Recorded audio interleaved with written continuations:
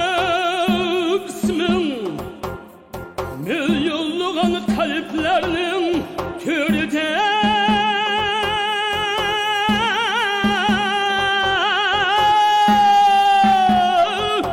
resmi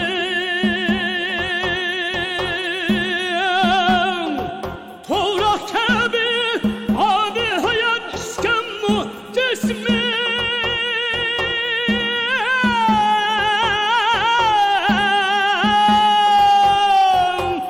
büyük alim, büyük şair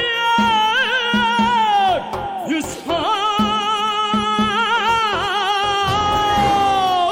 acip şair diyen sana okşaş uzak yaşamdı.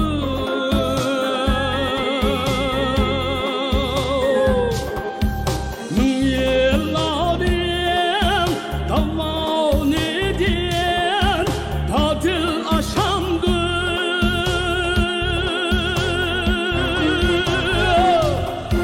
Faziletke, kemaletke sendek kuşandı.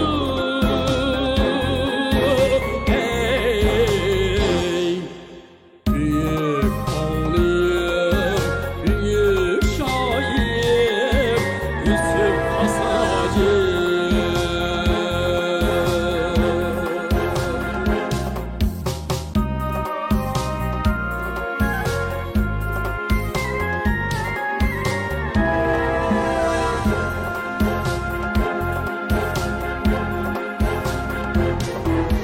İcat kıldın isim kamus şarhane eser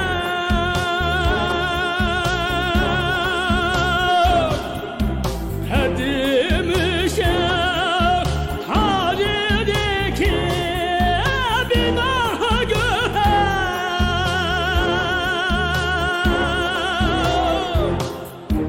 şiir dünyasına sen usta kader.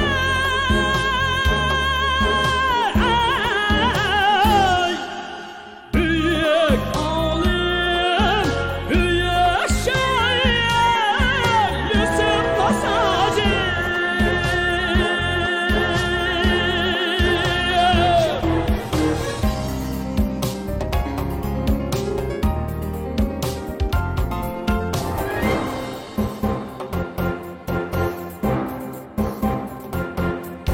Senden akıl, şan batır bizden halkimiz.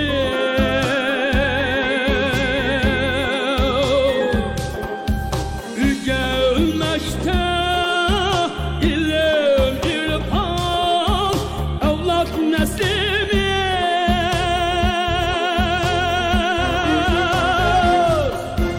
Yüz koşmakta ölbektimiz icat teslimiz.